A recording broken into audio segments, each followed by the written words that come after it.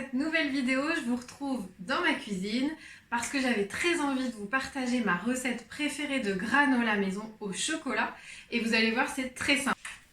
Je vous invite à préchauffer votre four à 150 degrés.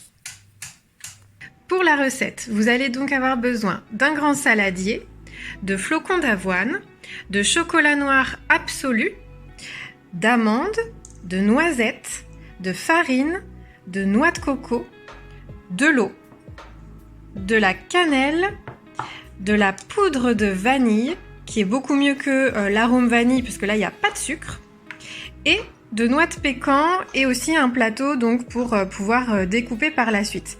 Je vous mettrai tout la liste des ingrédients avec les quantités dans la barre d'informations. Donc dans un premier temps, on va commencer par concasser l'ensemble des fruits oléagineux, grossièrement.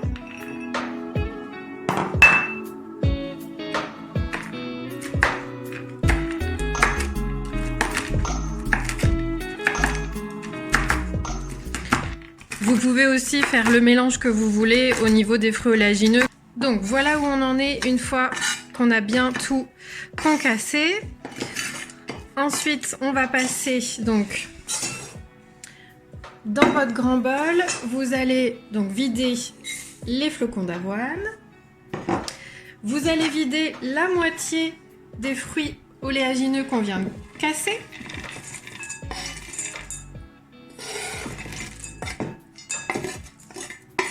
Voilà. Vous allez ajouter donc votre noix de coco râpée. Si vous n'aimez pas, vous pouvez remplacer également par de l'amande en poudre. Ça fonctionne très bien aussi.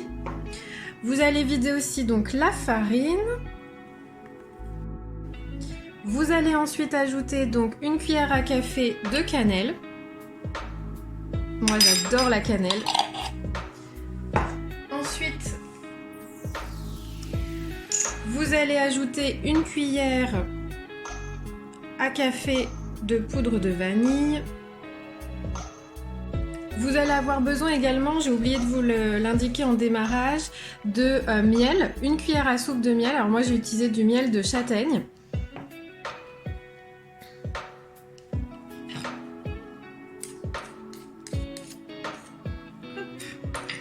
Et également de sirop d'érable. Il en faut 2 cuillères à soupe. Et pour terminer, on ajoute l'eau. Et maintenant, on mélange le tout. Voilà, maintenant que ma préparation est mélangée, on va venir l'étaler sur une plaque avec du papier cuisson.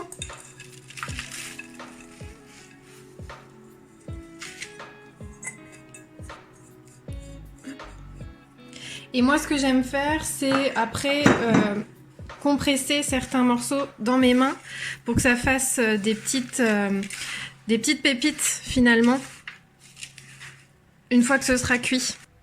Pendant que mon granola est en cuisson, on va s'occuper du chocolat, qu'on va venir également concasser en petits morceaux pour pouvoir le rajouter une fois que le granola sera cuit.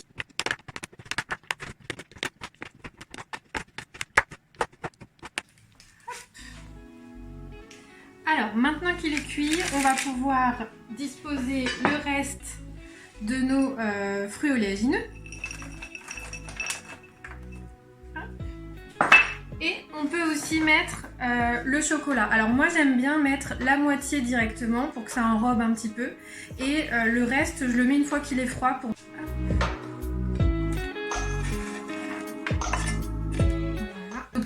Faire aussi après, c'est de le retirer de la plaque pour couper, arrêter que ça continue de cuire tout simplement. Hop. Et voilà, comme ça.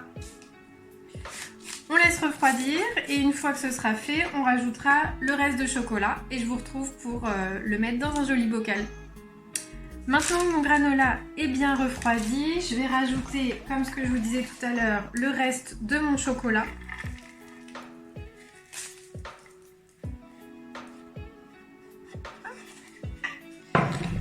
On va mélanger une dernière fois.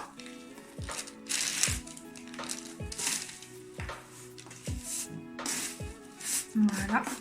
Et maintenant, il suffit de le mettre dans un bocal pour qu'il soit hermétique. Voilà, vous connaissez maintenant ma délicieuse recette de granola maison qui est très facile à faire, vous avez pu le voir. Vous pouvez le manger tel quel ou alors accompagné d'une boisson végétale ou de lait ou bien encore avec un petit peu de yaourt le matin. C'est délicieux. Donc n'hésitez pas à me laisser en commentaire si vous avez essayé cette recette, si vous l'avez testée avec d'autres fruits oléagineux par exemple, d'autres parfums. Pourquoi pas, tout est possible. En tout cas, j'espère que cette vidéo vous aura plu et que ce format recette vous plaît d'autant plus. Et écoutez, je vous dis à bientôt pour une nouvelle vidéo.